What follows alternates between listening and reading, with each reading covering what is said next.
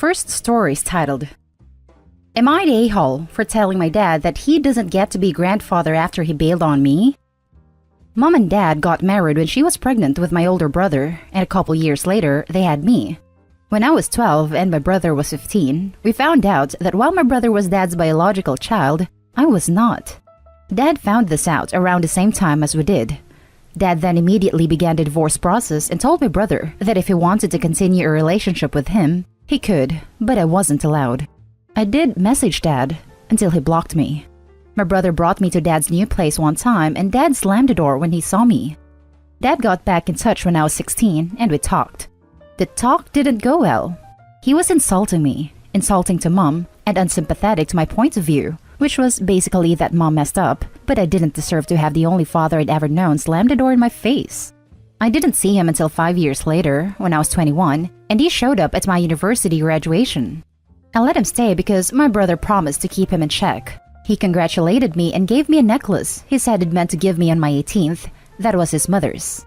Dad's mom, my nan, passed away when I was 8, long before we found out, and we had a great relationship. So I accepted the necklace as a reminder of her, not of him. I'm now 23, and I've just had a baby. A boy.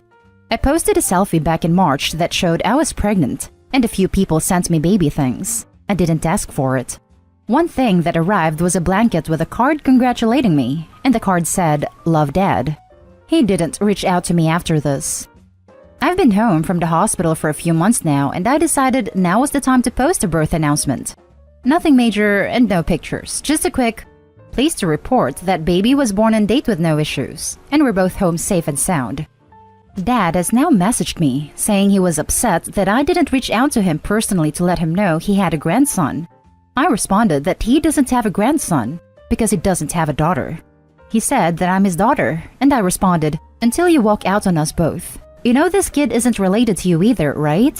He then told me that he couldn't believe that I was acting so childish and cruel, and said that this has been hard for him too, and I should develop some empathy for him before hanging up. I vented to my brother about it, and he sided with Dad. He said I'm being unnecessarily harsh, especially with my final comment, and that it was hard for Dad too, and I need to get over myself, stop being petty, and pull my head out of my behind before hanging up. I'm not making any decisions off the consensus here, but I cannot see Dad's side here, and I have no one to talk to except for a 3-month-old, so if anyone can give me a little more perspective, I'd appreciate it. Am I the a-hole? Edit. Can we leave my mother out of this, please? Her and Dad's drama is only tangential to the actual conflict between me and Dad. Now for the top comments. Not the a-hole. Your dad needs to first acknowledge the damage it caused to 12 to 21-year-old you. Especially that 12-year-old little girl. My heart breaks. If he cannot acknowledge that, he doesn't begin to deserve your forgiveness. Exactly. Not the a-hole. You were still a child. It was fine for your brother because he didn't disown him. Your brother has no right to say stuff like that to you when he had a completely different experience. He lost the privilege of being a granddad when he shut the door in your face. Not the a-hole. In order for him to make amends, he would have to own up to what he did to a child, offer an apology, and if you accept it, then maybe he could try and have a grandfatherly place in the child's life. Your brother got to be the golden child, and you were scapegoated. He has no points of reference on how you feel, and his opinion is baseless. You're protecting your child from going through the same hurt you did. Good on you, OP. Not the a-hole. I feel like the brother and father have probably had long conversations about this, but have never included OP in them and just decided to not acknowledge any wrongdoing on the father's part. How childish. Not the a-hole. This guy sucks, and you are absolutely valid not letting him in your life. He wants the fun parts of having a grandchild without having to admit he did anything wrong in the past. Screw him, and congrats on your baby. Not the a-hole. Your dad left you when you were 12.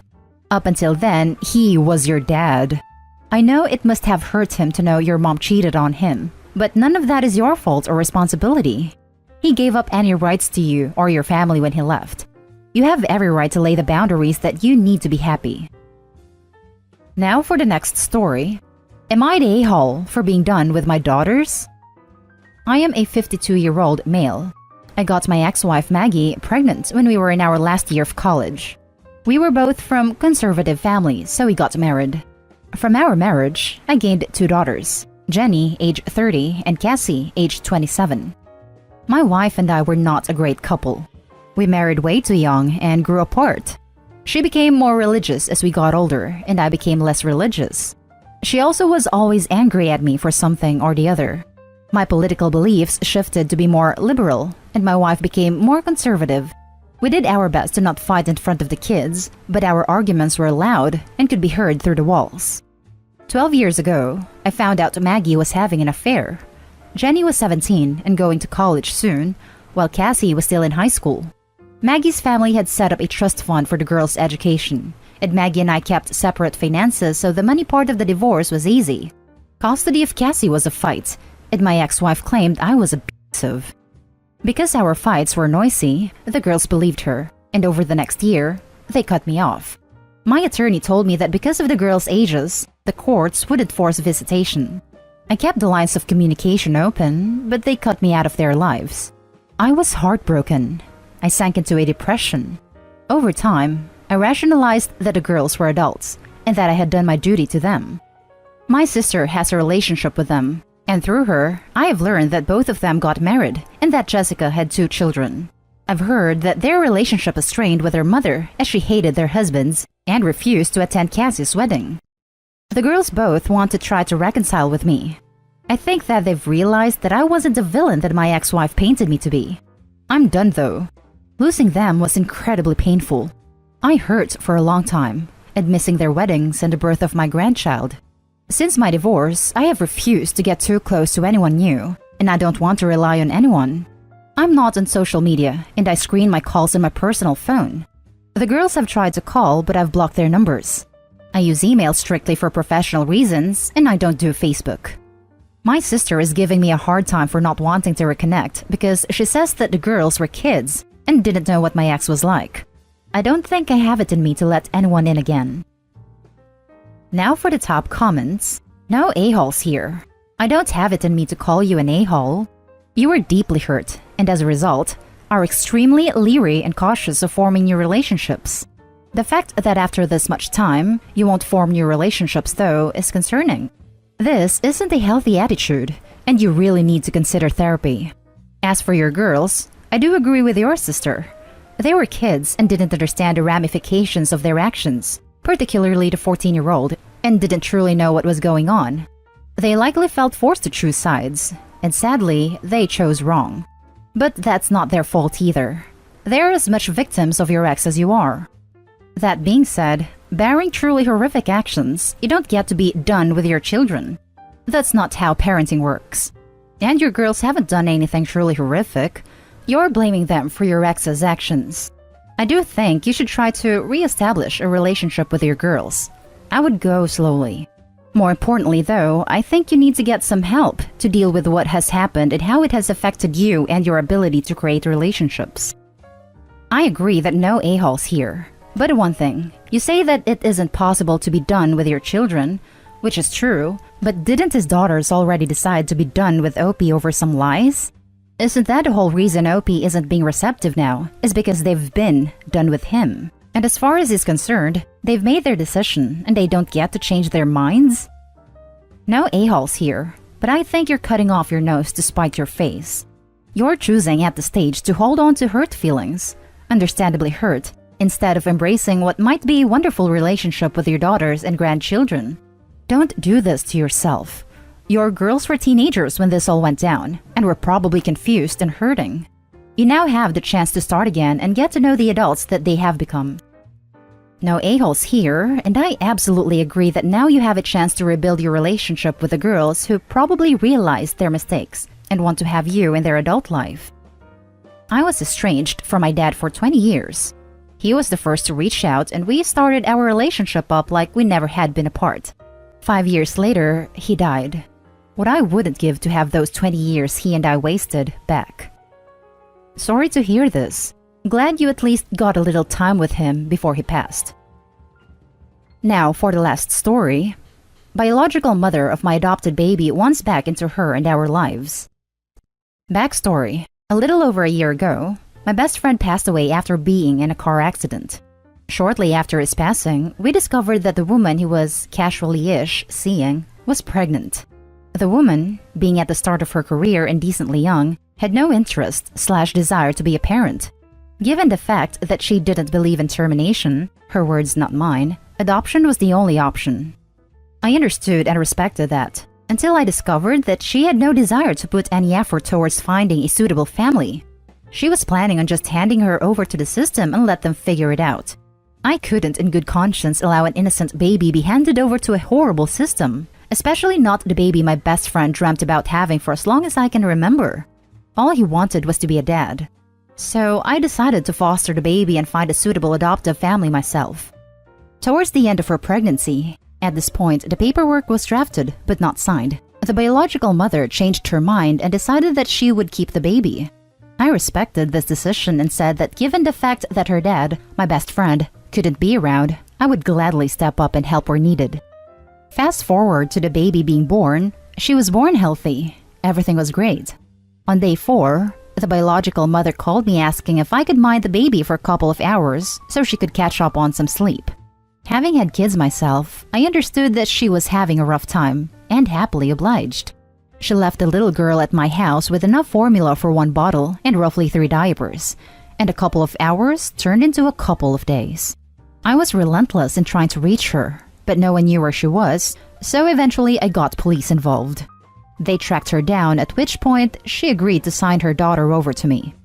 After a couple of weeks, I realized that I could never hand this little girl over to another family and graduated from foster mom to adopted mom. After a hassle with judges, lawyers, social services, and a notary, she was officially my daughter. Very recently, the biological mother contacted me, asking me to be involved in my daughter's life on a regular basis.